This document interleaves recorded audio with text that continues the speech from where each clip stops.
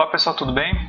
Nesse vídeo então nós vamos falar sobre o biogás que é produzido lá nos tratamentos anaeróbios e a forma de tratamento desses gases, né?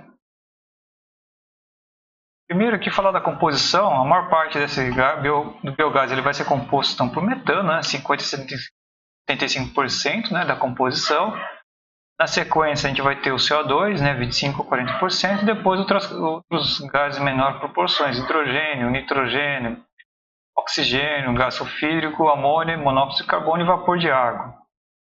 Dentre esses aqui, eu chamo a atenção para o gás sulfídrico, apesar de ter uma menor proporção, mas pelo problema de corrosão dos equipamentos, e isso vai nos chamar a atenção em relação a tratamentos que removam esse gás dependendo da aplicação que for dada ao biogás, né?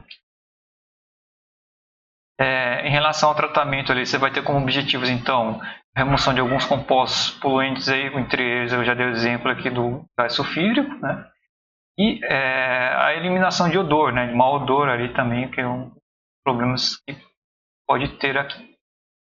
Em relação aí que as formas, aí você pode ter uso de filtros, absorção, oxidação térmica, né? Aí sobre isso tem algumas coisas, vocês têm outros conteúdos na parte de ar, né? E operações unitárias, e além disso tudo também coloco aqui algumas referências aí em relação à parte de biogás aí que fala um pouco sobre alguns equipamentos, né?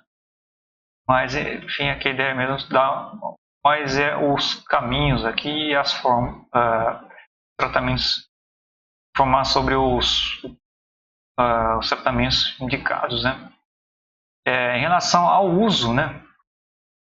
Esse biogás aí, então ele pode ser utilizado aí, como eu falei em outras aulas, para geração de energia elétrica, né? Ou para geração de calor e reaproveitamento. No caso, por exemplo, da energia elétrica, entra aquele aspecto que eu falei para vocês sobre a remoção do gás sulfídrico, porque esse gás sulfídrico ele vai corroer as microturbinas, né? Então, aí, como eu falei, dependendo da aplicação, é necessário fazer algum tratamento bem cuidadoso para preservar os equipamentos. Você também pode ter a combustão direta com a geração de calor, e aí vai aproveitar esse calor gerado em trocadores de calor para fazer aquecimento de gestores de lodo, ou para fazer a própria secagem de lodo também. Aí é um processo que auxilia depois na redução dos custos de transporte. E aí outra alternativa é a menos, né,